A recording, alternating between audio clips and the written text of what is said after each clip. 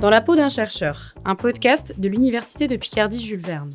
Pour ce premier épisode de notre nouvelle saison, nous accueillons Julie Désert, doctorante en anthropologie au laboratoire Habiter le Monde de l'UPJV. Bonjour Julie. Bonjour. Nous te remercions d'être parmi nous pour ce premier épisode de notre nouvelle saison. Et pour commencer, je vais te laisser te présenter à nos auditeurs. Entendu. Merci pour cette invitation. En tout cas, c'est un vrai plaisir. Alors, je mène une thèse en anthropologie, effectivement, sous la direction de Denis Blot et d'Aline Aymon. Et comme tu l'as dit, je suis membre du laboratoire Habiter le Monde. Donc, c'est une petite équipe de recherche composée principalement d'anthropologues et de géographes. Voilà. Donc, mes travaux de recherche portent sur la fabrication des paysages et ses représentations à travers la gestion des déchets sauvages qui donc sont présents sur le littoral basque, puisque j'ai mené une étude de cas sur la ville de Biarritz. D'accord. Et qu'est-ce qui t'a donné envie de travailler sur ce sujet-là en particulier ? C'est une bonne question.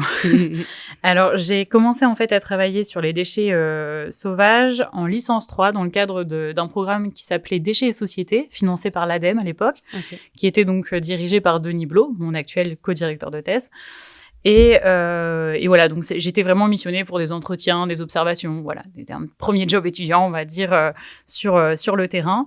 Et puis, j'ai beaucoup apprécié évidemment ce sujet. J'ai trouvé que c'était un sujet qui se voulait assez marginal à l'époque, donc je voulais creuser un petit peu. J'en ai fait donc un mémoire de Master 1, puis de Master 2, où je me suis déjà rendue à cette époque sur la ville de Biarritz. Pour différentes raisons, il y avait vraiment une mobilisation collective croissante, que je retrouvais pas sur d'autres terrains sur ce sujet-là, donc je cherchais à comprendre pourquoi. Et puis il y avait la présence de Surfrider Foundation, qui est donc une association d'envergure européenne où le siège social de l'asso était situé à Biarritz. Donc voilà, je suis allée sur le terrain et s'en est suivi la création de ce projet doctoral. D'accord. Alors, de ce fait, comme tu es beaucoup sur le terrain, comment tu organises ton temps ? Puisque tu es sur Amiens, tu es sur Biarritz, comment tu t'organises au quotidien ? Alors, j'ai habité les 3 premières années de ma thèse donc, au Pays Basque, donc proche de Biarritz, le terrain étant essentiel au travail de l'anthropologue, effectivement. Et ensuite, donc, j'ai commencé à écrire et de retour sur Amiens, voilà, à travailler un petit peu plus l'écriture et à travailler mes données. D'accord. Et donc, quand tu étais sur place à Biarritz, ça se passait comment ? Comment tu arrivais à obtenir toutes ces données-là ? Oui. Alors, je travaille principalement sur des entretiens, donc une étude qualitative, donc entretien, observation participante. Je participe à des collectes de déchets sauvages, principalement donc avec les associations sur place, ou encore le travail de photographie, parce que j'utilise l'anthropologie visuelle. Donc ce qu'on appelle l'anthropologie visuelle, c'est vraiment réfléchir grâce et par l'image. Voilà, donc je maniais un petit peu tous ces outils sur le terrain. Ok, super. Et est-ce que...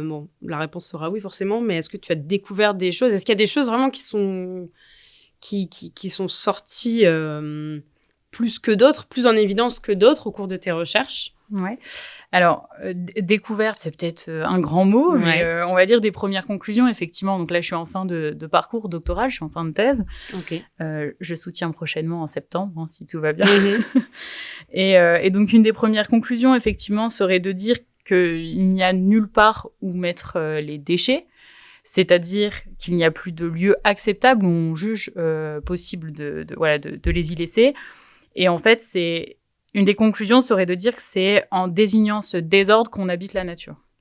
Je m'explique un petit peu.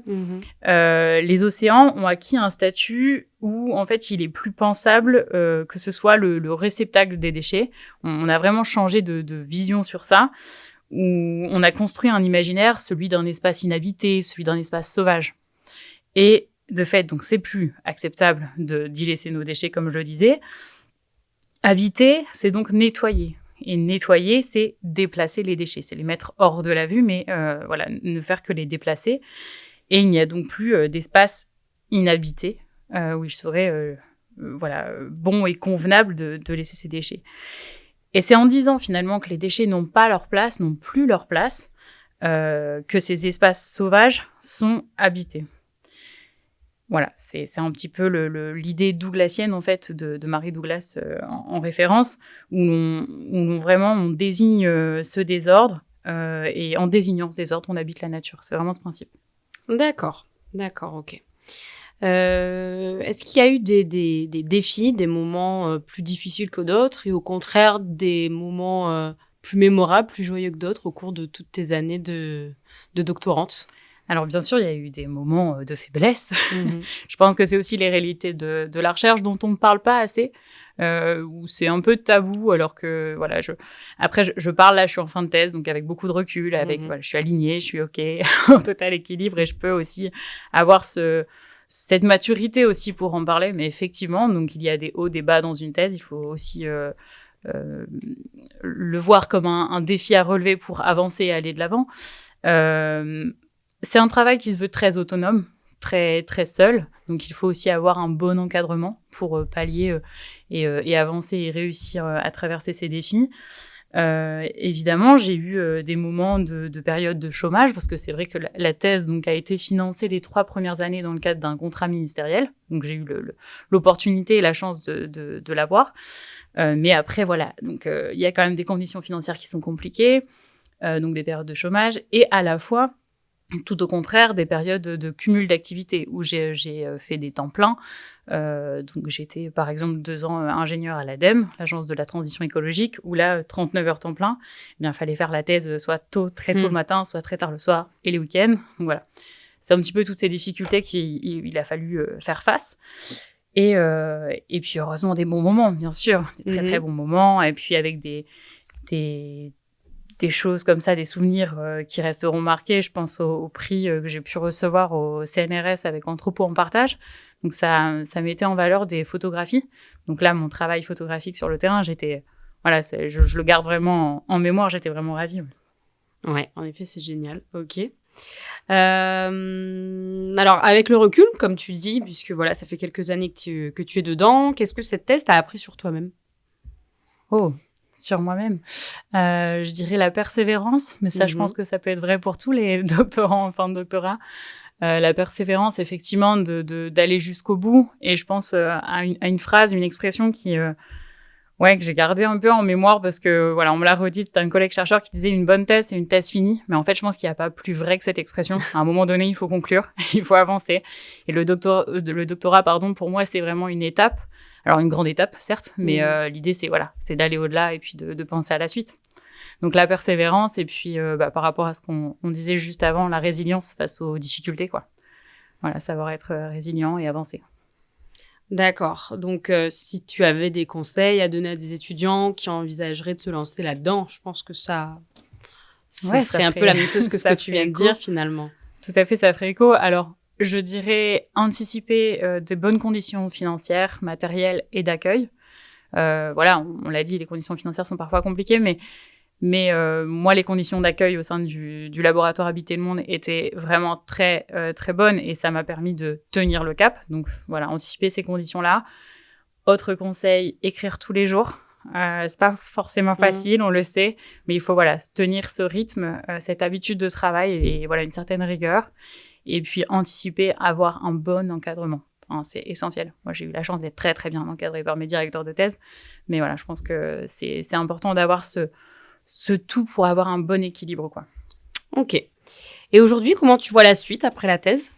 Eh bien, j'espère un post-doctorat en anthropologie visuelle. C'est vrai que j'aimerais parfaire mes outils méthodologiques face à cela, mais après anthropologie de l'environnement, possiblement garder ce même domaine, bien que la thématique peut être assez évolutive. Mais un post-doctorat, en tout cas. D'accord. Et toujours sur le territoire Picard, le Pays Basque, un autre très pays, mobile. très mobile. Ouais, au final, tu peux faire ça un peu partout aussi. Donc, Tout à fait, c'est un sujet des plus actuels avec des enjeux de fait mondiaux. Donc, je serais ravie, au contraire, d'aller un petit peu voir d'autres terrains. Ouais. Ok, super. Alors là, c'est la petite question bonus pour la fin. Si tu devais résumer ton expérience de doctorat en une phrase ou en un mot, ce serait quoi? Challenge. C'est un challenge qui était difficile, qui était une aventure extrêmement humaine et à la fois un challenge relevé, quoi. C'est ça, un challenge relevé. Ouais, une revanche. Ok, Super. Merci beaucoup, Julie, pour ton témoignage. Merci, Maria. Et merci à vous, chers auditeurs, de nous avoir suivis. Rendez-vous en librairie pour découvrir l'ouvrage collectif Dictionnaire des déchets sauvages que Julie a co-dirigé avec son directeur de thèse, Denis Blot, réalisé avec plus de 35 auteurs aux éditions Licorne. N'hésitez pas à vous abonner à notre page ou à liker cet épisode. À bientôt!